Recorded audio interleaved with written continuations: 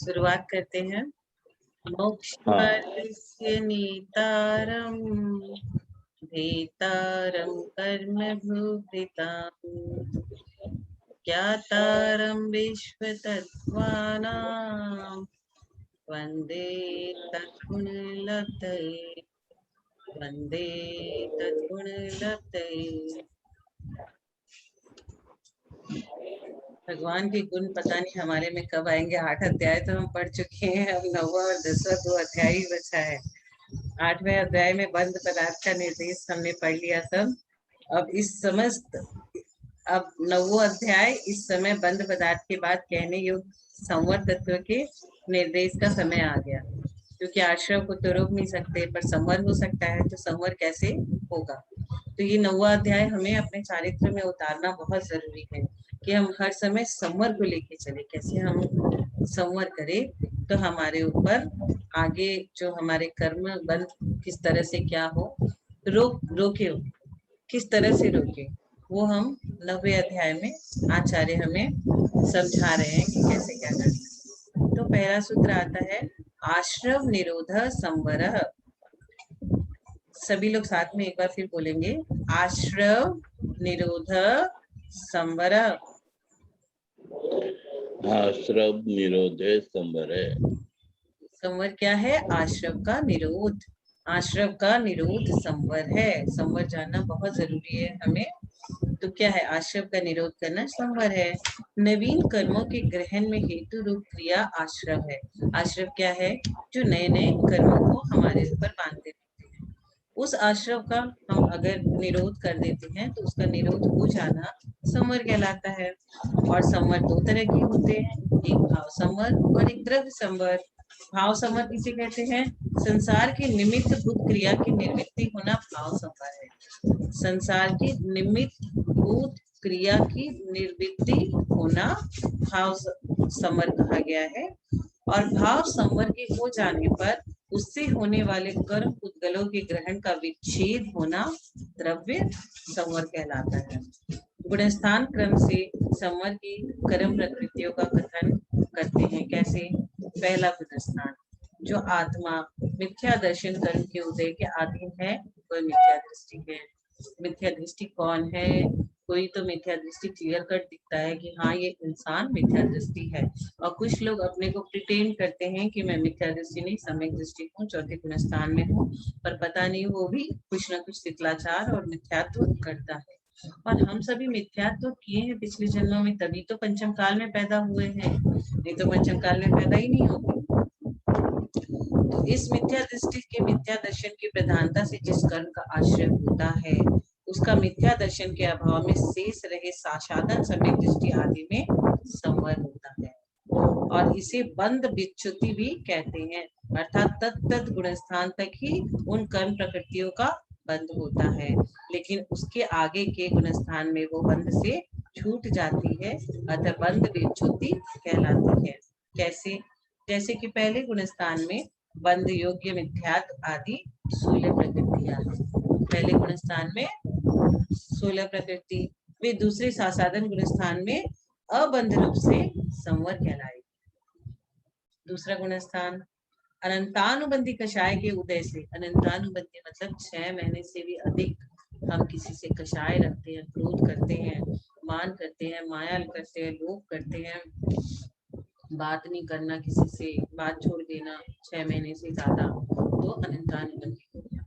अनंतानुबंधी कभी भी किसी से नहीं करना चाहिए, क्योंकि वो मिथ्यात्व की पक्की सहेली होती है। जैसे ही अनंतानुबंधी कोई पालता है तो वो मिथ्यादृष्टि जीव हो जाता है, और वो नरक में ही ले जाके उसको मानती है। उसके बिना अनंतानुबंधी कषाय छोड़ती नहीं जीव। तो अनंतानुबंधी कभी नहीं करना। कभी हमें बहुत जोर से तीव्र से किसी के ऊपर गुस्सा आ जाता है तो तुरंत थोड़ी देर बाद जाके उससे प्यार से अच्छे से बात कर लेना चाहिए हमें। संज्वलन 48 मिनट अंतर मुहूर्त के अंदर। अनंतानुबंधी कषाय के उदय से होने वाले असंयम की मुख्यता से, वहां तो संयम होता नहीं, तो असंयम की मुख्यता से आश्रव को प्राप्त होने वाली निद्रा निद्रा आदि 25 कर्म प्रकृतियां है। दूसरा गुणस्थान की बात कर रहे हैं। 25 कर्म प्रकृतियां है जो एक इंद्रिय से लेकर सासाधन गुणस्थान तक के जीव बंद करते हैं। एक इंद्रिय जीव भी बंद करते हैं और उनसे एक इंद्रिय से लेकर के सासाधन गुणस्थान तक के जीव उनको बंद करते रहते हैं। अतः अनंतानुबंधी के उदय से होने वाले असंयम के अभाव से, अनंतानुबंधी के उदय से असंयम हमारे अभाव रहता है, संयम व्रत नहीं ग्रहण कर सकते वो जीव, और अनंतानुबंधी उनके उदय में होता है और संयम नहीं होता है, तो असंयम के अभाव से आगे तीसरे गुण स्थान में इनका संवर होता है। तीसरे गुण स्थान में, तीसरा गुण स्थान पढ़ते हैं। सम्यग्ञ मिथ्यात्व गुण के होने पर आयु कर्म का बंध तीसरे गुण स्थान में नहीं होता। तीसरे गुण स्थान में कभी भी आयु कर्म का बंध नहीं होता। क्यों? क्योंकि सम्यग्ञ मिथ्यात्व गुण के होने पर यहाँ पे आयु का बंध नहीं होता। यह तीसरे गुण स्थान की विशेषता है।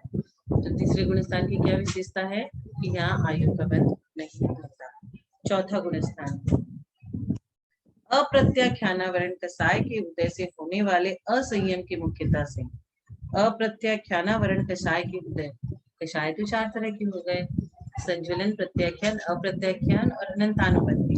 संज्वलन कषाय तो सभी को होता है, सभी को क्रोध आता है, थोड़े समय के लिए आए लेकिन आता जरूर है, मनुष्य है। अब यहाँ पे चौथे गुण स्थान में क्या बोला गया? अप्रत्याख्यानावरण कषाय के उदय से होने वाले असंयम की मुख्यता से। हम संयमी नहीं है, व्रती नहीं है, हमने संयम धारण नहीं किया, हम बाजार का होटल का सब खाना खाते हैं, शुद्ध सात्विक भोजन नहीं करते, संयम ग्रहण नहीं कर पा रहे हैं। तो असंयम की मुख्यता से आश्रव को प्राप्त होने वाली, हमें आश्रव बंद होते रहता है। अप्रत्याख्यानावरण आदि 10 कर्म प्रकृतियों का, 10 कर्म प्रकृतियों का एक इंद्रिय से लेकर के असंख्यात असंयम, एक इंद्रिय से लेकर के असंयत सम्यक दृष्टि गुण स्थान तक के जीव बंद करते हैं। चौथा गुण स्थान कौन कौन करता है? एक इंद्रिय से लेकर के असंयत सम्यक दृष्टि गुण स्थान तक के जीव बंद करते हैं। अतः अप्रत्याख्यानावरण कषाय के उदय से होने वाले असंयम का अभाव होने पर आगे इनका संवर होता है। अब हम बात करेंगे पांचवें गुण स्थान।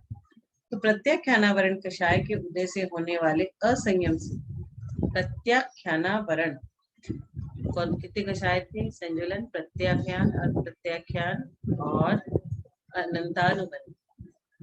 संज्वलन पानी की लकीर की तरह, पानी में लकीर खींचेंगे ऐसे, लकीर होगी नहीं, तुरंत मिट जाती है।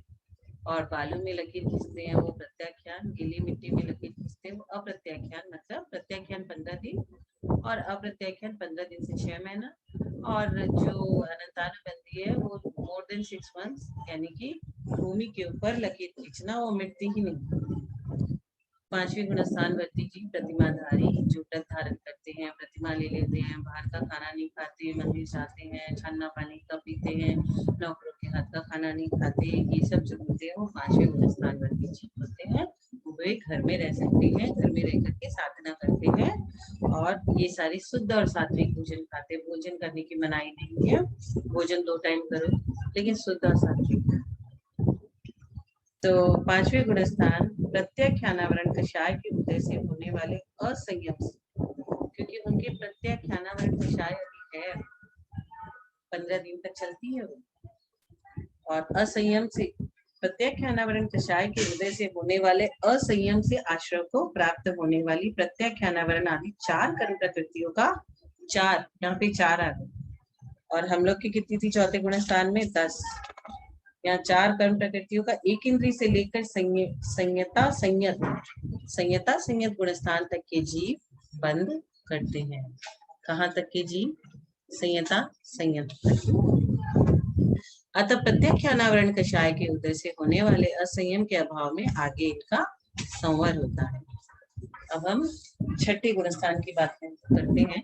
छठे गुण स्थान में मैं तो जा नहीं सकती, दोनों अंकल वो आराम से जा सकते हैं चाहे तो छठे गुण स्थान में प्रमाद के निमित्त से आश्रय को प्राप्त होने वाले असाता वेदनी आदि 6 कर्म प्रकृतियों का आगे अप्रमद गुण स्थान में संवर होता है। 6वां गुण स्थान मुनि महाराजों का होता है। 7वां गुण स्थान देवायु के बंध का आरंभ प्रमाद हेतु भी होता है और उसके नजदीक का अप्रमाद हेतु भी है, अतः इसका अभाव होने पर आगे उसका संवर हमें जानना चाहिए। अब 8वीं गुणस्थान, जहाँ पे पंचम काल में नहीं पहुंचा जा सकता, लेकिन पढ़ तो सकते हैं हम। जिस कर्म का मात्र कषाय के निमित्त से आश्रय होता है, प्रमाद आदि से नहीं, उसका कषाय का अभाव होने पर संवर जानना चाहिए। इस अपूर्व करण के प्रारंभिक संक्षेप भाग में निद्रादि से लेकर अंतिम भाग तक 36 कर्म प्रकृति तीव्र कषाय से आश्रय को प्राप्त होती है। आगे तीव्र कषाय का उत्तरोत्तर अभाव होने से विवक्षित भाग के आगे इनका संवर होता है। अब चलते हैं 90 गुणस्थान की तरफ। मनिवृत्ति पादर संप्रदाय के प्रथम समय से लेकर उसके संख्यात अर्थ भागों में पुम वेद आदि 5 कर्म प्रकृतियों का मध्यम कषाय के निमित्त से आश्रय होता है। अतः मध्यम कषाय का उत्तरोत्तर अभाव होने पर विवक्षित भाग के आगे इनका संवर। चलेंगे 10वें गुणस्थान की। सूक्ष्म सांप्रदायिक मंद कषाय के निमित्त से आश्रय को प्राप्त होने वाली ज्ञान वर्णन अतः मंद कषाय का अभाव होने से आगे का संवर है। 11वां गुणस्थान उपशांत कषाय में एक योग से बंध होता है।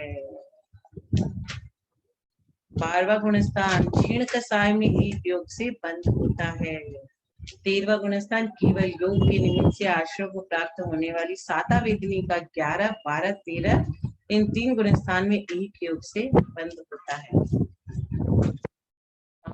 फाइनल राउंड 14वां गुणस्थान योग का अभाव होने पर अयोग केवली के योग का संवर होता है। इस तरह प्रथम गुणस्थान से लेकर 14 गुणस्थान तक कितनी कर्म प्रकृतियों का संवर होता है, उनका संख्यात्मक कथन किया। उनके नाम जानने के लिए कर्म कांड अथवा सर्वार्थ सिद्धि की टीका का आधार हम पढ़ सकते हैं। संवर तत्व का कथन हमने कर दिया। संवर पदार्थ के हेतु क्या है, अभी तो हमने ये जाना कि संवर क्या है, आश्रय का निरोध संवर है। अब संवर पदार्थ के हेतु क्या है, उसके लिए 2 नंबर का सूत्र सगुप्ती समिति धर्मानुप्रेक्षा परिसय जय चारित्र्य। सभी लोग साथ में बोलेंगे सगुप्ती समिति धर्मानुप्रेक्षा परिसय जय चारित्र्य। इसमें क्या आया कि वह संवर गुप्ती समिति धर्म अनुप्रेक्षा परिसय जय और चारित्र्य से होता है। कैसे होता है संवर, संवर कैसे होते हैं जानना बहुत जरूरी है। और यहाँ हमें बताया गया है कि संवर कैसे होता है, क्योंकि हम आश्रय जो है वो तो होगा ही होगा। अब आश्रय को तो रोक नहीं सकते, किंतु संवर कर सकते हैं। तो संवर के उपाय क्या क्या है वो इस सूत्र में हमें बताए हैं कि वह संवर 3 गुप्ती, 5 समिति, 10 धर्म, 12 अनुप्रेक्षा, 22 परिसय जय तथा 5 प्रकार के चारित्र्य द्वारा होता है। अब हम बोलेंगे गुप्ती क्या है, जिसके बल से संसार के कारणों से आत्मा का गोपन अर्थात रक्षा होती है, वह गुप्ती है। मन वचन काय ये 3 गुप्तियां है। हम मन से बोलते हैं, वचन से और काय से। समिति क्या है, प्राणी पीड़ा का परिहार करने के लिए भले प्रकार प्रवृत्ति समिति चलना, बोलना, देखना, रखना, ग्रहण करना व मोचन करना, ये 5 समिति है। क्या क्या, चलना, बोलना, देखना, रखना, ग्रहण करना व मोचन करना। अब धर्म क्या है, जो इस उत्तम स्थान में धरता है वह धर्म है। धर्म किसे कहते हैं, जो उत्तम स्थान में धरता है वह धर्म है। अनुप्रेक्षा क्या है, शरीर आदि के स्वभाव का बार बार चिंतन करना अनुप्रेक्षा है। हम सब चीज ये सब शरीर आदि स्वभाव का बार बार चिंतन करेंगे। हमने 12 अनुप्रेक्षा भी पढ़ी थी। क्या पढ़ी थी कि ये शरीर हमारे साथ नहीं जाएगा, ये हमारे पत्नी पुत्र ये कोई हमारे काम नहीं आने वाले हैं। हम इनके लिए कमा करके जितना भी पाप अर्जन करेंगे पाप हमारे संग जाएगा, पर ये लोग हमारे साथ नहीं जाएंगे।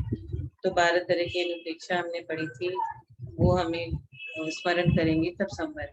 कैसे संवर होगा, इनका चिंतन इनका मनन करते रहेंगे तब होगा। परिसेज है, क्षुधा आदि वेदना के होने पर कर्मों की निष्ठा के करने के लिए उसे सह लेना परिसय और परिचय को जीतना परिसेज है।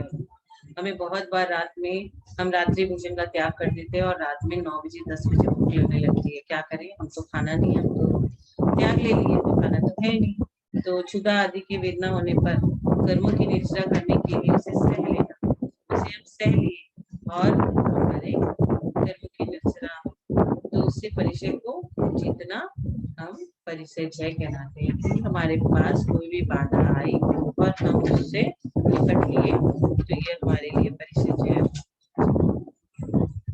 चारित्र, अशुभ से निर्वृत्त होकर शुभ में प्रवृत्त होना व्यवहार चारित्र, किंतु शुभ शुभ दोनों क्रियाओं से निर्वृत्त होना निश्चय चारित्र।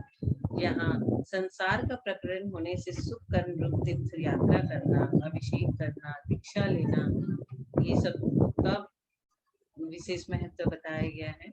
और अशुभ कर्म रूप उपहार स्वरूप मस्तक से पूजा करना आदि का निराकरण हो जाता है, क्योंकि राग द्वेष और मोह से ग्रहण किए गए कर्मों का अन्य किसी दूसरे प्रकार से अभाव नहीं किया जा सकता। तो संवर कैसे होता है ये हम समझ लिए बहुत अच्छे से, बहुत ही अच्छा सूत्र है 2 नंबर का 90 अध्याय का, कि सगुप्ति गुप्ति, ये तीनों गुप्ति के सहित समिति, ये हम पांचों समिति, धर्मानुप्रेक्षा, धर्म और अनुप्रेक्षा, ये दोनों, और परिचय है चारित्र ही। तो हमें इन सब का पालन करना चाहिए, तो हम संवर कर पाएंगे। संवर की सामान्य हेतु का कथन करने के बाद, जिससे संवर के साथ निर्जरा तत्व पदार्थ दोनों है, अतः निर्जरा का स्वरूप क्या है। तपसा निर्जराच, निर्जरा कैसे होती है, तप से होती है। तपसा निर्जराच, तप से संवर एवं निर्जरा दोनों होती है। तप का कितना महत्व है।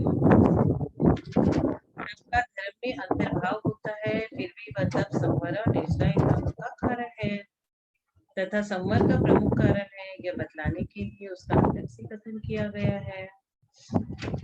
तप से संवर और निर्जरा होती है, तप स्वर्ग आदि के ऐश्वर्य का कारण है। तप से अनेक काम कैसे हो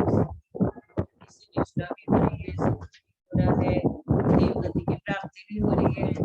कैसे हो रहा है, ये सारे काम एक ही चीज से, तप से। तो इसके लिए एक एग्जाम्पल लेंगे कि एक अग्नि से पकाना, जलाना, प्रकाशित करना। अग्नि को हम जब ऑन करते हैं तो उससे जलते हुए पदार्थ को वो अग्नि भी प्रदान करती है, उससे प्रकाशित भी होता है, सारे काम एक साथ हो रहे हैं। तो एक अग्नि से पकाना, जलाना, प्रकाशित करना, अनेक प्रकार के कार्य हो जाते हैं। उसी प्रकार एक तप से संवर, निर्जरा, स्वर्ग सुख आदि अनेक कार्य देखे जाते हैं। ऐसा होने में कोई भी विरोध नहीं है। तब करके तो देखिए कितना संवर होता है। संवर के हेतु में सर्वप्रथम गुप्ति का कथन किया, अतः गुप्ति का स्वरूप क्या है। संवर बोलने के लिए आचार्य ने सबसे पहले सगुप्ति का, तो सबसे पहले गुप्ति समझेंगे कि गुप्ति क्या है। ऐसी जिज्ञासा होने पर आगे का सूत्र आता है कि समय गयो निग्रहो गुप्ति, सम्यक प्रयोग से योगों का निग्रह करना गुप्ति है। गुप्ति क्या है, समय गयोग निग्रहो गुप्ति, सम्यक प्रकार से, समय गयोग मतलब सम्यक प्रकार से, योगों का निग्रहो मतलब निग्रह करना क्या है, गुप्ति है। तो मन वचन और काय को सम्यक प्रकार से निग्रह करना, किसको हम लोग करेंगे। शक्ति में तो 3 होता है, मन वचन काय। मन वचन काय से क्या करेंगे, तो सम्यक प्रकार से योगों का निग्रह करेंगे, उसे ही गुप्ति कहते हैं। योगों की स्वच्छंद प्रवृत्ति का बंद होना निग्रह है। विशेष सुख की अभिलाषा के लिए की जाने वाली प्रवृत्ति का विशेष निरोध करने के लिए सम्यक विशेषण दिया गया है। सम्यक शब्द क्यों आया, योगों की स्वच्छंद प्रकृति का बंद होना निग्रह कहलाता है, और विशेष सुख की अभिलाषा के लिए की जाने वाली प्रवृत्ति का निषेध करने के लिए कि हम लोग कोई भी चीज मन वचन काय से सम्यक के लिए करें, न कि सांसारिक सुख के लिए करें। तो विषय सुख क्या चीज में है संसार में? विषय सुख की अभिलाषा के लिए की जाने वाली प्रवृत्ति का निषेध करना, मतलब विषय सुख के लिए हम नहीं कर रहे हैं। सम्यक योगों का अर्थात शुभ योग का सम्यक निग्रह करना, अर्थात सम्यक प्रकार से निग्रह करना सम्यक गुप्ति है, अर्थात शुद्धोपयोग है। 7वें अध्याय की सूत्र संख्या 4 में अहिंसा व्रत की भावना में तीनों गुप्ती पांचों समिति के स्वरूप को ग्रहण किया है, लेकिन उन तीनों गुप्ती समिति आदि में सम्यक विशेषण नहीं दिया, और यहाँ पे सम्यक विशेषण दिया गया है। अतः वहां उनका अर्थ मात्र अशुभ से अपने तीनों योग को रोककर शुभ में लगाना, वहां पे सिर्फ अशुभ को रोक करके शुभ में लगाना, अर्थात प्रवृत्ति गुप्ती समिति है। इन गुप्ती समिति को पालन करके अभव्य मिथ्या दृष्टि जी अनेक बार मुनि व्रतों के रूप में 90 ग्रह की यात्रा कर आए हैं। पता है मिथ्या दृष्टि होते हुए भी मंद दशाएं की वजह से हम 90 ग्रह तक पहुंच गए हैं। द्रव्य लिंगी बन के भाव लिंगी न होकर के इतनी सारी पिक्चर हमने धारण की है, इतने सारे कमंडल धारण किए कि उससे सुमेरु पर्वत भर जाएगा। किंतु इन 90 अध्याय के गुप्ती समिति आदि सभी में सम्यक विशेषण लगा होने से ध्वनि होता है कि जो मुनिराज शुभ उपयोग को छोड़कर भी शुद्ध उपयोग में रखते हैं, उनके ही सम्यक गुप्ती कही जाएगी। अतः उन गुप्ती समितियों में एवं इन गुप्ती समितियों में अंतर है। आयादिक योगों के समय निरोध होने से तन्निमित्तक कर्मों का आश्रम नहीं होता है, अतः गुप्ती से संवर की सिद्धि होती है। गुप्ती से संवर की सिद्धि होती है। जो मुनि शुद्धोपयोग रूप गुप्ती में अधिक समय तक रुकने में असमर्थ है, उनके लिए निर्दोष प्रवृत्ति कैसे हो? ऐसा होने पर आगे का सूत्र ईर्या भाषेषणा दान निक्षेपोत्सर्गः समितयः ईर्या भाषा एषणा आदान निक्षेप उत्सर्गा समितया। इसमें क्या क्या सूत्र का अर्थ आया? ईर्या भाषा एषणा आदान निक्षेप और उत्सर्ग, ये 5 समितियां हैं। पहले हम 3 गुप्ती की बात कर लिए कि 3 सम्यक्त गुप्तियां मन वचन काल से। अब समिति की बात करेंगे कि ये ईर्या क्या है, ईष्णा क्या है, आदान निक्षेपण क्या है, ये सब पढ़ेंगे। तो इस सूत्र में सम्यक पद की अनुवृत्ति है, जिससे ईर्यादिक समिति विशेष्य पने को प्राप्त होती है। जैसे सम्यक गिर्या, सम्यक भाषा, सम्यक गेषणा, सम्यक गादान निक्षेपण और सम्यक उत्सर्ग, ये 5 समिति है। इन 5 समिति में सम्यक विशेषण प्रमाद के परिहार हेतु लगा है, क्योंकि प्रमाद के योग से ही हिंसा होती है। अतः जीवस्थानादि विधि के जानने वाले मुनि के प्राणियों की पीड़ा को दूर करने के उपाय समितियां जानना चाहिए। इस प्रकार से प्रवृत्ति करने वाले के असंयम रूप परिणामों से निमित्त से जो कर्मों का आश्रय होता है, समिति द्वारा उसका संवर हो जाता है। अतः समिति संवर का हेतु है। हमें तो संवर की सारी चीजों को बहुत ध्यान से चारित्र में आजमा लेना है। गुप्ती हो गई, समिति हो गई। अब आगे हम पढ़ेंगे दूसरा संवर का हेतु समितियां कही। अब तीसरा संवर का हेतु धर्म है। अतः धर्म के भेद आदि का स्वरूप क्या है? अब हम धर्म का भेद, धर्म के स्वरूप, इन सब के बारे में चर्चा करेंगे कि ये क्या है। उत्तम क्षमा मार्दवार्जव शौच संयम तपस त्यागा किंचन ब्रह्मचर्याणि धर्मः। धर्म क्या क्या है सब 10 लक्षण जी में जाते हैं, और एक एक दिन आज उत्तम क्षमा है, आज उत्तम मार्दव है, आज उत्तम आर्जव है। तो ये 10 धर्म है हमारे।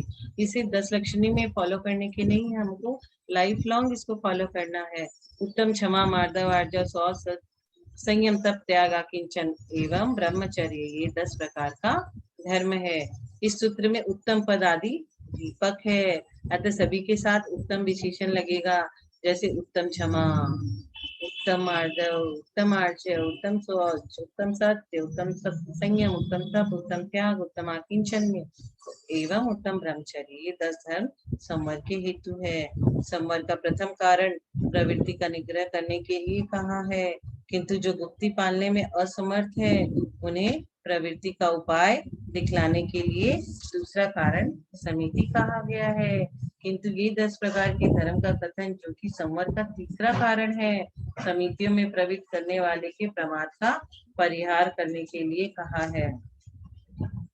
उत्तम क्षमा, शरीर की स्थिति के कारण की खोज करने के लिए पर घर में जाते हुए भिक्षु को दुष्ट जन गाली गलौज करते हैं, उपहास करते हैं, तिरस्कार करते हैं, मारते पीटते हैं और शरीर को तोड़ते मोड़ते हैं, तो भी उनके कलुषता का उत्पन्न न होना उत्तम क्षमा है।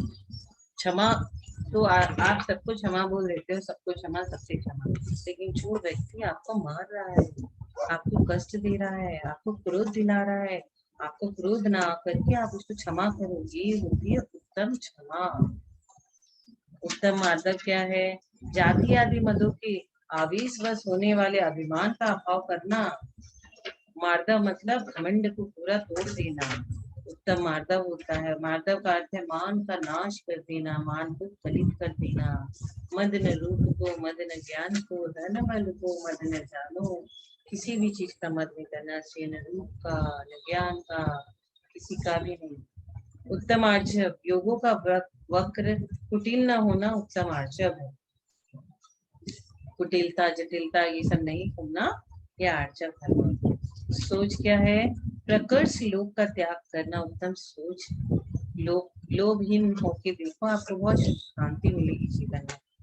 उत्तम सत्य, अच्छे पुरुषों के साथ साधु वचन बोलना उत्तम सत्य। पुरुषों की, अच्छे पुरुषों की सत्संगति करना और अच्छे अच्छे वचन बोलना उत्तम सत्य है।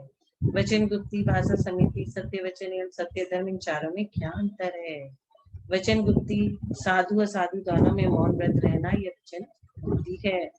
भाषा समिति, साधु असाधु के प्रति भाषा व्यवहार करता हुआ हितकारी परिमित वचन बोले, अन्यथा होने से अनर्थ दंड का दोष लगता है, यह भाषा समिति है। सत्य वचन, सत्य धर्म के अनुसार प्रवृत्ति करने वाला मुनि, सज्जन पुरुष, दीक्षित या उनके भक्तों में साधु सत्य वचन बोलता हुआ भी ज्ञान चारित्र के शिक्षण आदि के निमित्त से बहुविध कर्तव्यों की सूचना देता है और यह सब धर्म की अभिवृद्धि के अभिप्राय से करता है, यह सत्य वचन है।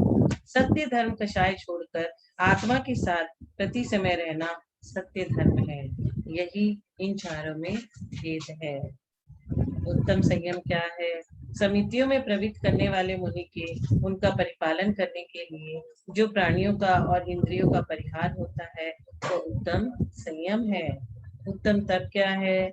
कर्म क्षय के लिए जो तपा जाता है वह उत्तम तप है, कर्म क्षय करने के लिए, न कि सांसारिक सुखाभास को प्राप्त करने के लिए। तो कर्म क्षय करने के लिए जो तप करते हैं वह उत्तम तप होता है। उत्तम त्याग क्या है? संयत के योग्य ज्ञानादि का त्याग, दान करना उत्तम त्याग है। क्योंकि मुनिराज ही 10 धर्मों को पूर्ण रूप से पालन करते हैं, अतः वे आहार और औषधि दान का उपदेश तो दे सकते हैं, तो ज्ञान दान के अंतर्गत आता है, किंतु आहार और औषधि तैयार करके स्वयं दान नहीं दे सकते। अतः उत्तम त्याग धर्म में साधु मात्र ज्ञान दान, अभय दान, ये दोनों दान ही दे सकता है। साधु के पास परिग्रह तो होता नहीं कि वो आहार दान करे या वो पैसे से कुछ वस्तु खरीद के दे। अतः 10 धर्म के त्याग धर्म में टीकाकार ने ज्ञानादि दान को त्याग कहा है। आकिंचन धर्म क्या है? जो शरीरादिक उपाद लब्ध प्राप्त है उनमें भी संस्कार का त्याग करने के लिए यह मेरा है, इस प्रकार के अभिप्राय का त्याग करना उत्तम आकिंचन्य है। जिसका कुछ नहीं है वह आकिंचन, उसका भाव आकिंचन्य है। अब उत्तम ब्रह्मचर्य जो सबसे मुश्किल है, इसी के लिए धनंजय जैसे लोग फांसी पे लटक जाते हैं। 2 मिनट के सुख के लिए पूरा जीवन अपना नष्ट करके जेल में पड़े रहते हैं। उत्तम ब्रह्मचर्य क्या है? अनुभूत स्त्री का स्मरण न करने से, स्त्री विषय कथा के सुनने का त्याग करने से और स्त्री से सट कर सोने व बैठने का त्याग करने से परिपूर्ण ब्रह्मचर्य होता है, अथवा स्वतंत्र वृत्ति का त्याग करने के लिए गुरुकुल में निवास करना उत्तम ब्रह्मचर्य है। दिखाई देने वाले प्रयोजन का निषेध करने के लिए अर्थात ख्याति, पूजा, लाभ आदि की निवृत्ति के लिए सूत्र में आगे उत्तम विशेषण लगा है। इस प्रकार जीवन में उतारे हुए स्वगुण और प्रतिपक्ष दोषों के सद्भाव में यह लाभ और हानि है। इस तरह की भावना से प्राप्त हुए ये धर्म संज्ञा वाले उत्तम क्षमादिक संवर के कारण है। अब आगे 7वां सूत्र हमें गंगवाल अंकल समझाएंगे।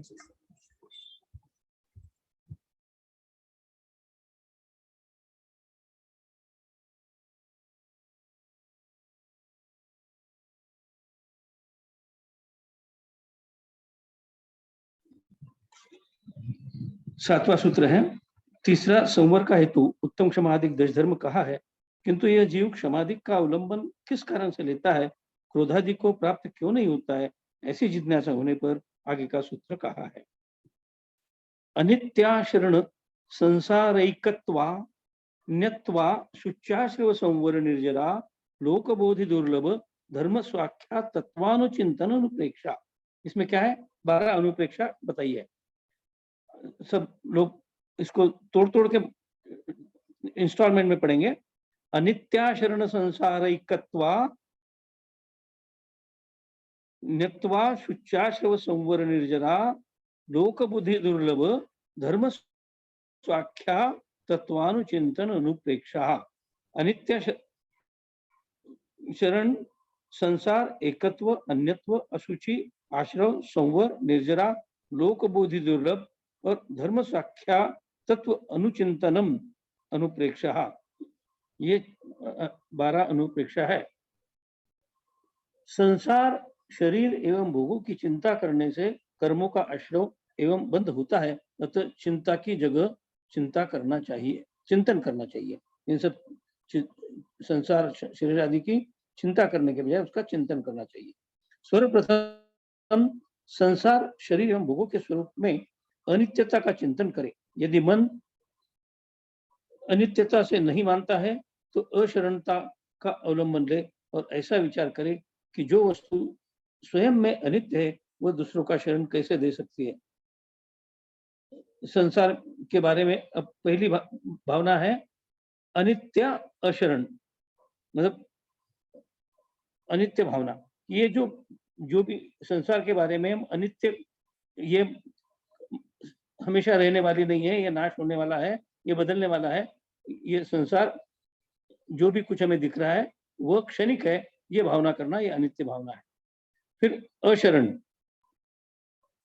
यदि वो हमारा उसके लिए मन नहीं मान रहा है तो अशरणता का अवलंबन लेना चाहिए। वो जो वस्तु स्वयं में अनित्य है वो दूसरों को शरण कैसे दे सकती है। संसार खुद ही अनित्य है तो संसार में हमें शरण कैसे मिल सकता है, हमें उनका उपयोग नहीं है, उनको शरण नहीं जा सकते हम। यदि मन अशरण वस्तु को शरण बनाने की चेष्टा करता है तो संसार की वृद्धि होती है। इस संसार में जीव एकत्व रूप अकेला ही परिभ्रमण करता है, एकत्व भावना। इस संसार में जीव एकत्व रूप अकेला ही परिभ्रमण करता है, इसका कोई अन्य साथ नहीं देता, अतः अन्यत्व भावना को प्राप्त करता है। इस जीव के अन्य कोई साथ देने की तो दूर रहे, यह शरीर जिसके पीछे सभी प्रपंच रचे, यह अशुचि अपवित्र है। शरीर कितना अपवित्र है यह सोचना यह अशुचि भावना है। इसके आश्रय से ही 3 योग होते हैं जो कर्म आश्रय के कारण है। इस कर्म आश्रय को रोकने के लिए संवर की सामग्री चाहिए। आने वाले कर्म तो संवर से रुक गए, किंतु सत्तागत कर्म की निर्जरा करके लोक में मोक्ष का यथार्थ स्वरूप और स्थान कैसा है, अतः लोक भावना का अवलंबन करें। ये सारे भावनाओं के बारे में एक एक वाक्य में इन्होंने बता दिया है, डिटेल में आगे है। इस लोक में अपने आत्मस्वरूप के अस्तित्व का बोध होना अत्यंत दुर्लभ है, अतः बोधि दुर्लभ भावना को सही दिशा देने के लिए धर्म भावना का आश्रय ले, तभी ये 12 अनुप्रेक्षाएं कर्मों के आश्रय में हेतु बन सकेगी। एक के बाद दूसरी भावना कैसे ले आनी चाहिए। इसका मतलब बोधि दुर्लभ के बाद धर्म भावना, ये सब एक के बाद एक क्रम से कैसे आती है, ये यहाँ निर्णय किया है। अब अनित्य भावना, ये समुदाय रूप शरीर, इंद्रिय विषय, उपभोग और परिभोग द्रव्य जल के बुलबुल के समान अनवस्थित स्वभाव वाले हैं तथा गर्भादि अवस्था विशेषों में सदा प्राप्त होने वाले संयोगों से विपरीत अर्थात वियोग स्वभाव वाले हैं।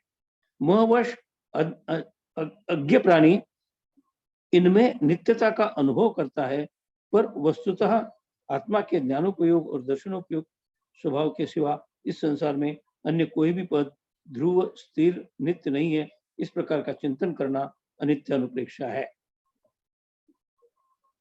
अनित्य भावना।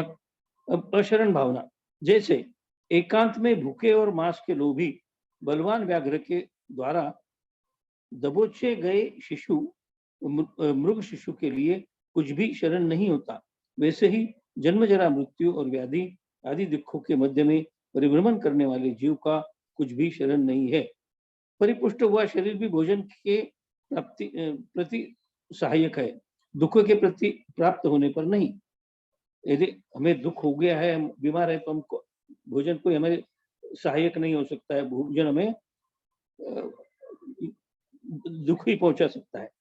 यत्न से संचित किया हुआ धन भी भवांतर में साथ नहीं जाता।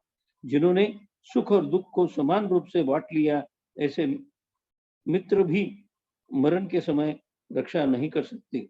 मिलकर बंधुजन रोग से व्याप्त इस जीव की रक्षा करने में असमर्थ होते हैं। अभी इस समय में जो कोरोना काल चल रहा है, उसमें तो हमें ये बहुत प्रकर्षता से पता चलता है, यदि किसी को कोरोना हो गया तो उसको अपने सगे संबंधी, हम खुद भी उनको स्पर्श नहीं करते। हम उनको हेल्प करेंगे बाहर से इनडायरेक्टली, लेकिन उनकी जाके कुछ सेवा शुश्रूषा नहीं कर सकते, उनको देख भी नहीं सकते। कोई हम किसी के, वो जो कोरोना पीड़ित है, वो किसी की शरण नहीं ले सकता, कोई उसको हेल्प नहीं कर सकता। इस तरह ये अशरण भावना है। अब अशरण भावना को भाने वाला भव्य जीव सच्चे भगवान अरियंत सर्वज्ञ प्रणीत मार्ग में ही प्रयत्नशील शरणभूत होता है, अर्थात सच्चे देव शास्त्र गुरु की शरण में आता है। वो अशरण भावना भाने का फल है। संसार भावना। अभी 3:40 हो चुके हैं और सोनू दीदी आप अभी जिनवानी स्तुति कर लेंगे, क्योंकि आगे काफी बड़ा है ये, तो इसको आगे कल पढ़ेंगे। नेमीचंद बाबूजी से मेरा अनुरोध है कि प्लीज जिनवानी स्तुति करें। यदर्थ मात्रा पदवाक्यहीनं मया प्रमादादि किंचिनोक्तं तन्मे क्षमित्वा विदधातु देवी सरस्वती केवल बोध्य लब्धि बोधि समाधि परिणाम शुद्धि सात्मोपलब्धि शीर्षोक सिद्धि चिंतामणिं चिंतित वस्तु दाने त्वं वन्द्यमानस्ते ममास्तु देवी। जवानी के ज्ञान से सूझे लोका को वाणी मस्तक सदा देते है। हे जिनवाणी भारती तो ही जपो जिन तो तेरा शरणा गए सो पावे सुख चैन। देव बजु अर्यंत को गुरु सेवा निर्ग्रंथ दया धर्म पालो सदा यही मोक्ष का पन। जय बोलो द्वादशांग जिनवाणी माता की जय। सत्कार सूत्र ग्रंथ राज की जय। नमोकार।